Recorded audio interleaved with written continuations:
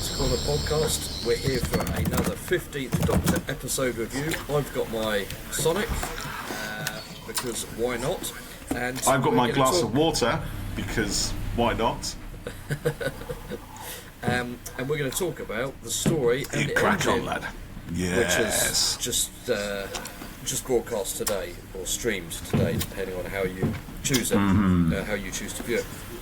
So this was a bit of a different episode, wasn't it? I think this time around, and the Doctor. I was going to say the Doctor goes to get a haircut, and then it's a great plot, isn't it? The Doctor goes to get a haircut, but there's obviously a lot more to it than that. There is a lot more to it. Yeah, that's the surface level. Yeah, and ends up sort of discovering that the place that was special to him is using people's stories to kind of power itself, and it is a ship that exists in Lagos and in space at the same time, and is on the back of a giant sort of robotic spider. That was and there was something with gods of stories in different incarnations. I'll be honest, I was slightly lost on that part of it all. But I thought this was quite a different episode. And I'll be honest, I didn't like it as much as the preceding few episodes. Jeff! No, but I'm not finished. But I think the performances were really good in it. I think there's probably a lot of people that this would connect really strongly with, and I think it's great to see the show doing something like this, trying something different in its kind of, it's essentially a bottle episode all taking place in the one location, to do something like that. And I think, I remember Shooty was asked early on what would a story he'd want to have happen for his Doctor, and he said he wanted something that was took place in Nigeria, because obviously that's where he comes from, isn't it? He's got heritage there, and he was fantastic in this one. And it's clearly the whole thing kind of was obviously very personal to him, which I thought was fantastic. Yeah. It was good. The hair growing. The hair growing back. That was a lot of fun, wasn't it? Yeah, I must admit, I enjoyed this one. I thought it was very much more a kind of, which, given the writer, probably makes a lot of sense. Actually, it's more like a theatre piece, right? It's it's very much. I could see this thing being performed on stage, so it was quite talky. There was a lot going on. There were a huge amount of layers and depths. And it managed to do all that within the context of the Doctor Who story. What I thought was really, really clever about this. I mean, obviously there's the whole thing about stories and gods and mythology and legends and historical traditions that are passed on through storytelling from one generation to another, which is deeply important to all cultures right across the world. And our relationship with gods and monsters and ourselves and different facets of humanity and all that sort of thing. How all of that was encapsulated within a very tight sort of 44 minute kind of story with a giant robot spider, which is brilliant, right? And so, okay, just park that there for a moment, take all that, right? Now you remember when I was kicking off about Lux a few weeks ago, about it breaking the fourth wall and about it telling us that this is a fiction, essentially telling us or showing us that this is a story, that the Doctor pops out of his own story. I thought that was very cack-handedly handled, really, and I'll make my thoughts very clear on our podcast on that. This was essentially the same kind of thing, right? This was a story about stories of fiction, about fictions within fiction within fictions, within gods, but this is how, to me, you break the fourth wall. Right, you do it in a way that just is not so. It's just not so dumb or brutal. In a way that does not break the fabric of the story, but actually enhances it. That draws your attention to it in a way that helps the story and the characters and the humanity shine through, rather than just dismantle it to say, "How look how fucking clever I am! I'm telling everybody it's a story." Anyone can do that. It's the simplest thing. It's literally like a kid picking up a brick and throwing it through a window, as opposed to somebody actually looking at how the window is constructed and forming something that draws your attention to the fact it's a window. Put a safety glass on it or something, a sticker on it. But you know, honestly, I love this. I thought it was brilliant. This is the only Russell T Davies 2-story, RTD2, that I think I can watch multiple times. Really? And probably The Well. Yeah, I thought The Well was great on a different kind of level. This is one that got my head thinking. You know what I mean? And I love those things. You know, it's not intellectualized to a point that it's not easy to understand. You know, but it does make you think. And I think in order to really get all the colours of the story shining through, all the different facets of that jewel, if you like, is to watch it again and again. And it reminded me very much of Can You Hear Me? You know, and that was like the Charlene James story from the Chris Chibnall era. You know, it's a story that on one hand is about a very simple thing, but has so many more layers. And I thought as well, so I'm talking really quickly now, because I'm actually quite excited. I have not enjoyed a story like this for a long, long time. So this is just beautiful for me, right? I'm going to treasure this moment right now, because it's the first story I've enjoyed for a long time that has really made me think in Doctor Who, and that I genuinely want to watch again and again, because there is so much more going on. I think, you know, the guy who wrote this, what's his name? Inua Ellams, apologies if I pronounced that wrongly, but you know, he's. I was just doing a bit of research on him. You know, he's a playwright. He's a poet. You know, this is his milieu. This is his thing. This is what he does. He wrote a play called The Barbershop Chronicles a few years back, and it was all about those stories that are told in a Nigerian barbershop or in an African barbershop. It was, you know, it's all the different, covering the whole range from what I can gather of human kind of, you know, the human experience, all the loves, all the laughs, all the hates, all the angers, all of that stuff within this play. And, you know, to get that in a Doctor Who story, I think we're quite privileged in a lot of ways. You know, I think there's a lot of things which are worthwhile drawing attention to. The first time, I think, in the entire Doctor Who history that we've had an entirely black cast, which is quite incredible for Doctor Who. I know we've been kind of heading towards that way for a while, and it's brilliant. But the fact that we now actually see it, and there's going to be a lot of people probably angry out there, well, fuck them. Yeah. Do you know what I mean? Yeah. Because I think this is absolutely brilliant. This is what Doctor Who should be doing. You know, so I honestly, I cannot tell you how much I really, really enjoyed this story. And of course, it had a little cameo as well from one of our other guests that we've had on the show. Yeah, Joe Martin. And how great was that as well? See all the Doctors, you know, again. I mean, like I said, was it like only last podcast? You know, I love it when we see these little, you know, flashbacks of other Doctors every now and then. You don't want it every week, but just now and then. And to have Joe Martin's Doctor, the Fugitive Doctor, kind of pop up, which I had no idea about. I think you did, didn't you? You texted me saying there'd been some spoilery thing. I'm going to respond to those couple of bits. I went on Twitter and it was like the first thing I saw. And I've been off that all day, mate. Yeah, but you know what? I think, you know, slightly off topic, but if you can't watch something, you know, kind of immediately when it's going out, then you need to actively kind of try to stay off social. You do. You know, you totally do. Because it's my fault. I went on, and the first tweet I saw was, "Oh my God, she's back," and I thought, "Oh, who's that?" You know, and then someone said, you know, start thinking, and it's got a lot of bit more big picture joke. Oh, amazing, you know. So it was blowing for me, but that's a shame. Maybe because I quite like a Doctor, and it would have been nice to see it fresh, but you know, I've only just been able to watch, you know, at 9:30 tonight. So you know, I should have stayed off social, but I didn't. And you know, things in the past I've done stuff. You know, I've muted words for certain films and things to try to avoid seeing things. And it's a bit like someone had a go at me on Blue Sky because I mentioned the Thunderbolts title spoiler, and I thought, but it's all they've changed it all over the place, and Marvel have let the cat out of the bag. And as far as I'm concerned, hardcore Marvel fans are going to go within the first couple of days of it opening. That's how the box office numbers work. They're going to reveal it after that. If you haven't seen it in the first couple of days, I think, you know, you're going to start to see more and more spoilers. Do you know what I mean? If you're, you know. So anyway, I saw that this morning, and I thought, my fault for going on social, but you know, fine, whatever. And I thought that, the whole thing kind of being about stories. Yes, it did do similar to Lux, and there was a little flashback shot of it in there. And I think you're right. Whilst I really liked the way Lux did it, and I do like kind of that fourth wall break and you know, meta-fiction and stuff, this did it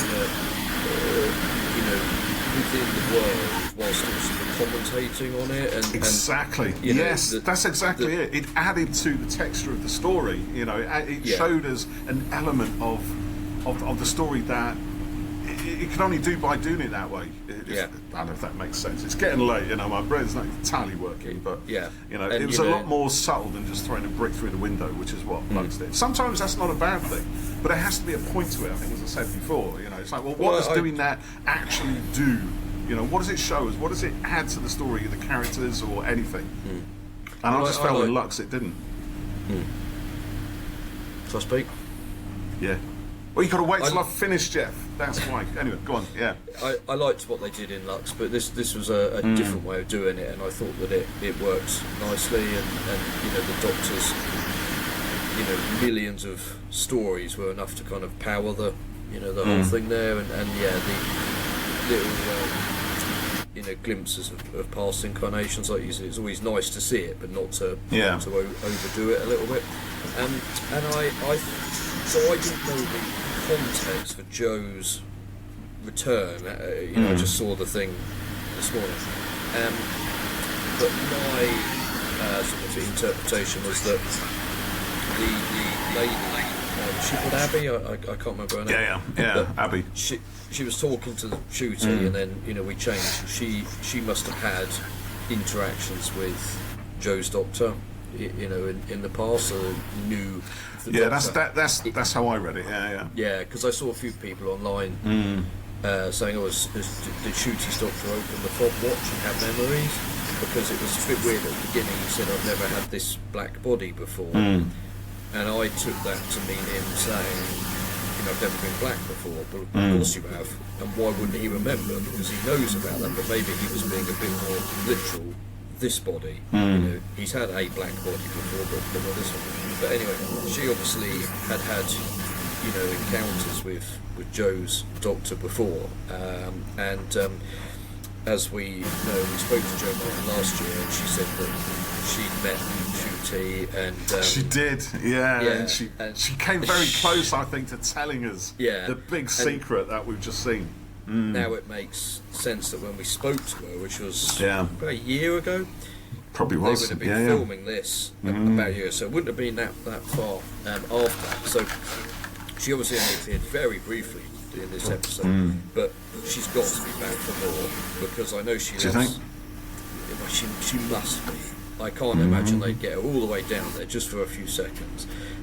She's done interviews in the TARDIS set. She's got a new costume variation, which we must ask Al about doing a repaint, a new figure. So I would be surprised if she doesn't reappear. I think. But anyway, we've got a couple of episodes still to find out. But either way, it's cool. I like that things from the Chibnall era are still being picked up upon and dealt with in the show. I think this is the first time we've really seen something from that era being dealt with in a much more sophisticated manner. I think previously we've had reference to the Doctor being adopted and Timeless Child and stuff like that, but it's all come out as a whole sort of word vomit. At the start of and it hasn't really episodes. Done anything else. It hasn't really done anything. No, exactly. Yeah, it's just throwing out a little bit of context there. It's a bit of an info dump. Whereas this started to dig into it in a much more emotional and heartfelt way. I thought. The other thing I'd say to this is actually it's a very emotional story. I watched it with Freya, and she thought it was really emotional. And really? It's also, and again, this is why it helps just being a little bit clever about things. I don't mean like ridiculously intellectualizing stuff and things like that. I mean just making a few choices. So it's an example. Like, so the Doctor cried again in this episode, or stopped himself from crying. Totally, right? Pulled it in. Exactly. Rather than just having tears to, you know, immediately visually illustrate the Doctor's sad and upset, we saw him pull it in. You know, there was a range of emotions and expressions going on in his face in that confrontation with Omo, you know, when he realised that the one sanctuary he had was the guy was using him, you know, and it wasn't safe anymore. When you find out your home is not safe, when the people you trusted you can no longer trust, that was heartfelt, and that to me was much more emotionally impactful than any of those tearful moments that we've had, you know, from the 15th Doctor combined. You know, this was way above. Yeah, it did. It worked really well. I think sometimes in the show I don't like it when something is just suddenly introduced. Oh, there's this barber shop I go to and I have my hair done. Well, how you know, he's only been this Doctor for a little while. You know, how often? As far as we know. You know, well, yeah. And it was a bit like, you know, the 11th Doctor had new friends that popped up all the time, like, what was the blue guy? I can't pronounce his name. Oh, yeah, whoever he was. Yeah, I know what you mean. Yeah. And suddenly he knew, like, loads of those people, like Elvis. And there's a part of me that's like, I like that there's stuff happening off screen that we don't see, but then also this might have been even more effective if there'd been a mention previously of, I'm going to go to the barbers. Yeah, maybe. I do. I know exactly what you mean. Yeah, but I don't agree particularly. Well, yeah, I think maybe because the show, you know, whilst there are threads that hang through, you know, it's so, you know, singular in each episode that exactly, you know, and it's not necessarily, you know, written.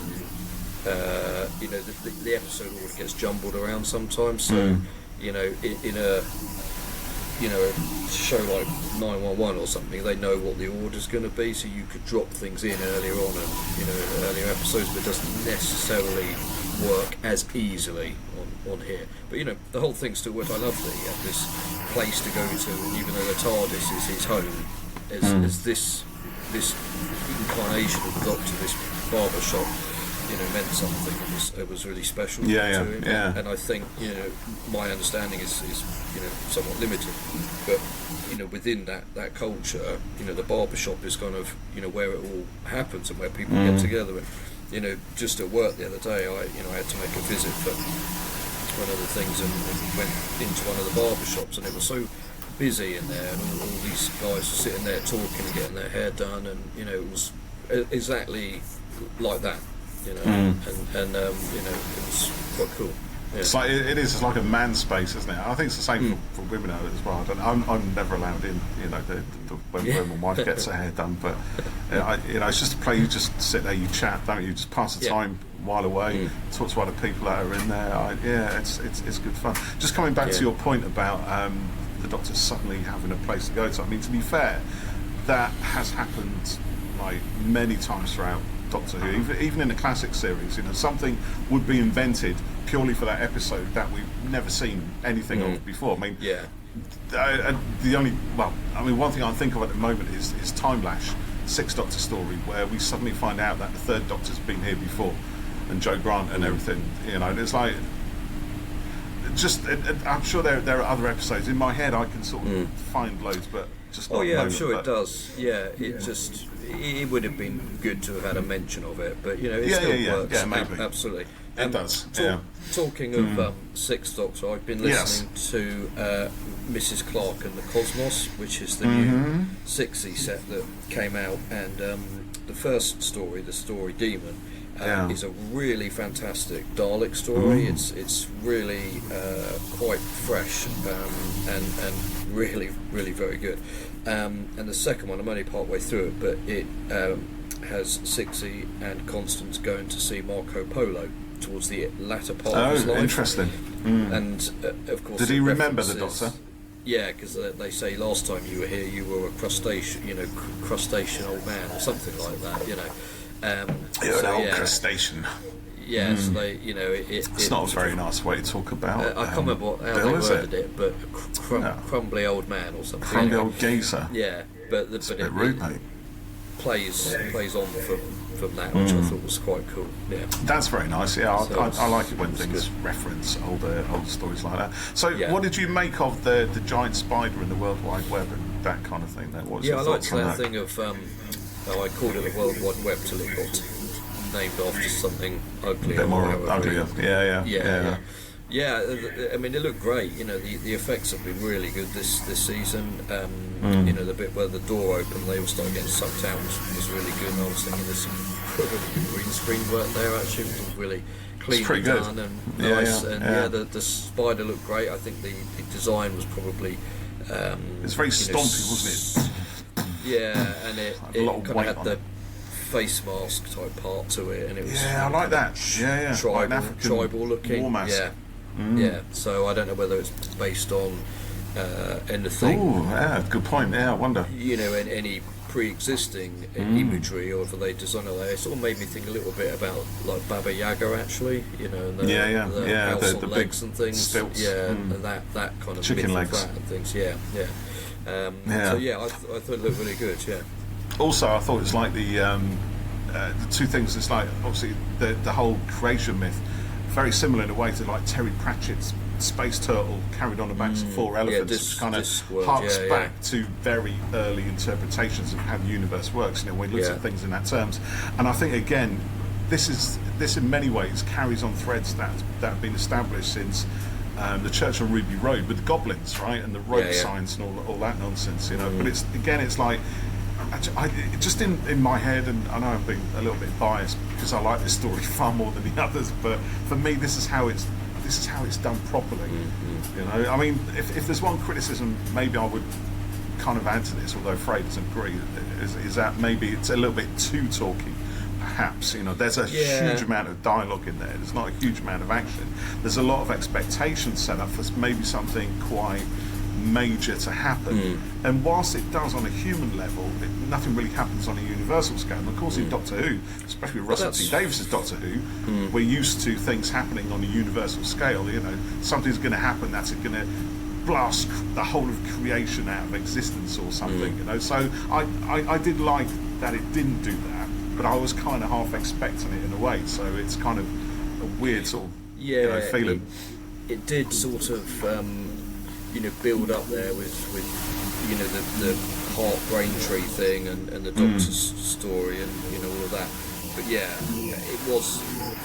it wasn't sort of universally threatening, but it was quite nice that it wasn't at the same time. Yeah, agreed. And I think this was a good episode. And you're right, it was quite talky, but there's absolutely nothing wrong with that. I think, for me, I liked the sort of, horror thriller element of Lucky Day and the sort of sci-fi horror of The Well and the sort of, the kind of, I don't really know how you describe Lux, but, that. Bollocks. And, so put a bowl before the Lux, fine. But this one, it wasn't my sort of favourite, type. But I think, like you said earlier, there's a lot going on with it, and I was thinking when I was watching it, I would like to watch this one again to start to dive into it a bit more. And I already saw, I think it was Matthew Purchase on Twitter, he'd said earlier he didn't really like it that much, then he tweeted later he rewatched it and he was liking it a lot more, kind of diving into it. There's a lot of layers in that. There's a huge amount of depth to that story, which is the kind of thing that I like. I love when stories do that. Don't get me wrong, I love green-eyed aliens blasting each other with space lasers and nonsense like that, but for always, as long as the story and or the concepts of the story is strong enough to kind of pull me along with it, that's what I love. I love story and I love characters and space lasers with robots. But space lasers on their own, for me, are generally not enough. I just need something a little bit more than that to really sort of get me back into it, to make me want to rewatch and watch again and again and again. Weirdly, I was watching a little bit more Flux this morning as well. So I was doing a little bit of work, so I kind of had some Flux on in the background, and I was kind of thinking, oh man, I missed that. I really do, because that is like, it's not massively cerebral, but it does require a lot of attention because there's so many different story layers all intertwined throughout the first, throughout all six episodes. Is that all it was, wasn't it? Crikey. And it feels like so much more, And I thought, and it's weird kind of watching this one, because I felt like we were back in series 12, almost 13 territory. Definitely series 12. Like I said, with stories like Can You Hear Me, which I thought this was quite similar to in a lot of ways. Yeah, it was, yeah. And I love that. Do you think, also, just something else I thought as well, thinking about expectations and build-up and stuff like that. The barber, I for one moment, I thought he was going to reveal himself as the master or something like that. Oh, yeah, I thought he was going to be a monster or something. Yeah. And that's interesting as well, because that was like a peeling away of masks. The barber, right?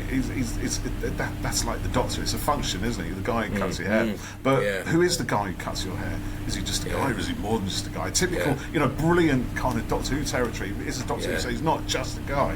He's someone else. And we're told, or he tells us initially, that he's a god, or he's the god behind the gods. Right, so he's the one who gave first he is Dionysus and all the others, isn't he? All the gods who tell stories, and all the gods of entertainment and fun and partying, and all that kind of stuff. And then the Doctor debunks that, and then he tells us that he's the guy behind the gods. And then actually, no, it turns out he's just a bloke. What I mean? So, which I think is great. But he's a bloke who's wounded. You know what I mean? He's had some trauma that's gone on in his life, and he's trying to get revenge in some ways. But the Doctor shows him redemption, actually. The Doctor gets angry in this, because he's let down by the people he trusted. But he pushes through it, he pushes through that wall, that emotional barrier. Like I said, when you see him crying at that moment, he brings it in, he takes control of it. He doesn't allow those feelings to kind of direct what he's going to do next. He takes control, he assesses it, he does what the Doctor does. He heals people, and he heals everybody in that room. He gets the guys who've been kidnapped, he gets them home, he heals Abby, gives a new purpose, you know what I mean? And he heals the barber as well. He shows him that he doesn't have to do what he does. And of course, in doing all that, the giant space spider thing is destroyed, which, and it's almost like it ticks all the boxes of a Doctor Who story, but in a really interesting, for me at least anyway, a really interesting and original kind of way, and in a way that makes me want to watch it, and also in a way that doesn't break any of the threads that have been set up in this story arc since Russell T Davies took it on. We've got weird science, we've got goblins, giant spiders. We've got stories and mythology. We've got stories about stories. We're almost touching, like I said, on metafictional content, which we've had again throughout. We even had a little Mrs. Flood cameo. We had more about Belinda. We got a really heartbreaking story of Belinda. With the nurse and really good, her patient. That got me, man. That almost broke my stone cold heart to pieces. But again, that gives us more character. It tells us more about Belinda and who she is and where she comes from. And mate, this is why I think to get all of this wrapped up in 43, 44 minutes, just absolutely incredible writing. I cannot tell you how much I love this story. Honestly, it's not traditional Doctor Who, but it is, but it isn't, but it is. It's what I've always wanted. Something new by new, again, and writing new to Doctor Who. Brilliant. Love it, love it, love it. For me, 10 out of 10, mate. All the way. It's 10 cups of tea, that. 10 cups of tea. It's my cup of tea right there. I'm pleased that you've enjoyed it. It's about time. Also, just going to say because we have mentioned it, it's it happens in a place different to where we've seen Doctor Who before. It's in Nigeria, it's in Lagos, right? I think they actually filmed it there as well, didn't they? They actually went out there and filmed it. I think so. I could be wrong. I don't know. I might need to do a little bit of investigating, but I'm pretty sure I read somewhere that they did. But it's good to see when Doctor Who takes us someplace different. Shows us new voices, new perspectives that we don't always see. We always see a very Western kind of male white sort of viewpoint on the world from Doctor Who, and that's where it comes from. So but it's always constantly trying to push that envelope, and I think now is when it actually really has done. It pushed the envelope when we had Jodie as a female Doctor, and it's pushing it again when we have Ncuti as a black Doctor, and now actually bringing black culture into Doctor Who, in a way that seems to me, at least anyway, authentic and genuine, and brings an added kind of texture into the story of Doctor Who. I think it was really good that it did that. I'm just going to read some comments quickly. George Cairn says, not one I'll rewatch. It felt like the writer was trying to shoehorn Doctor Who into a different story. We've already got the pantheon of sci-fi gods to deal with without the need to add gods. This is part of that, George. This is part of that pantheon. That's the way I read it anyway. He says, without the need to add gods from human mythology, such as Loki. Bit of a mess. But is so interesting how people read things differently. Tony Filer says, fascinating.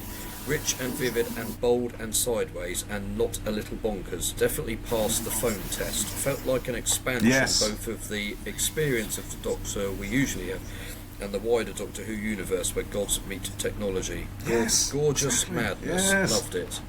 Well, Spaces, honestly, the first 20 minutes were slow, but once Belinda got there and it picked up, I really enjoyed it. And I got to see Jo Martin as the Doctor in 2025. Why they gave her less than 10 seconds, I don't know, since they went to the trouble of getting her on set, but happy to see her. Well, I would imagine it's not the only thing she did. You said. Oscar Groucho says, a powerful hymn to the importance of storytelling, how those myths and fables underpin our own existence and form the bedrock of community and love. A deft interweaving of rich cultural influences mixed with the unique iconography of the programme's own lore. That was well written, wasn't it? I love that. Very well written. Yeah. That was pretty good. Love it. But yeah, totally agree with all of that. Brothers Mahoney says, didn't personally care for it. It just wasn't my type of thing.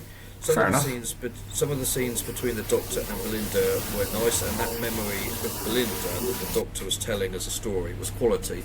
But overall, wasn't my thing, and among the weakest of the season.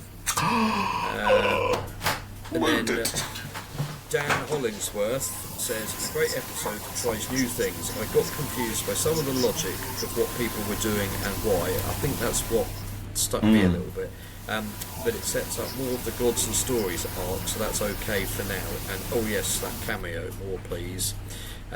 Michael Mosley says, it was okay, straight to the point. And then let me just skip over to Blue Sky quickly. Supreme Human found it a bit boring at the start, at the end, and a bit in the middle. I am still not feeling the Doctor, ooh I say, and I find him too cool to be an alien. He needs to be more alien-y. 5 out of 10. Greg Cox says, I thought it was pretty good. I'm still baffled where the Ruth Doctor fits in the timeline. He said his was the first black body, but it was suggested that she won the bet with Anansi. And Chop Monkey says, this week's Doctor Who is delicious, so much to reflect on and enjoy again. So, yeah, leaning more to people liking it there. But a few that didn't get it, and you know what, that's fine. They've been respectful about it, they've been alright, and you know, it's what happens sometimes, isn't it? You know, we don't all... Not everything is everybody's cup of tea. It doesn't mean it's good or bad or anything like that. It just means, you know, it didn't pull you in for whatever, you know. This is the great thing we've all said about Doctor Who. You can tell any kind of story. I think as long as it does it as long as it does it well, but then what does that mean? Right? So, you know, is there really a thing? You know, you enjoyed Lux, I absolutely hated it, so who's right, who's wrong? Neither of us. Really, we just enjoy what we enjoy. Me. It's not. It really isn't. So, on that note, I'm going to have to depart, I'm afraid. But we will be back next week to discuss the Interstellar Song Contest. Oh yeah, are you looking forward to this one? Yeah, I quite like Ryland. I think he's done really well for himself, going, you know, from his X Factor days. I think he's a good kind of dreading it in a way. he's funny and he's cheeky and you know all that. So and he appears to be a Who fan, so I think it's great that he's in the show. So it's got Graham Norton on it as well, hasn't it? Oh, it has got Graham Norton and actually officially in the story rather than just gate crash voiceover. And it's also got Christina Rotondo, who was the Goblin singer as well, appearing I think under prosthetics in it. So, yeah, I saw someone suggest they think this might be a fugitive of the Jadoon style misdirection and it turns into something else, maybe. But we'll see. So yeah, I'm kind of looking forward to this one. Hopefully, it'll be a bit of a banger as well. So yeah, let's hope so. Here's looking forward to that one. Right. Good stuff. Thanks everyone. Thanks for all your comments and for tuning in. And we'll catch you next time on the podcast. Indeed. Bye for now. See you next time. Ta-ta. TT and FN. TT and FN.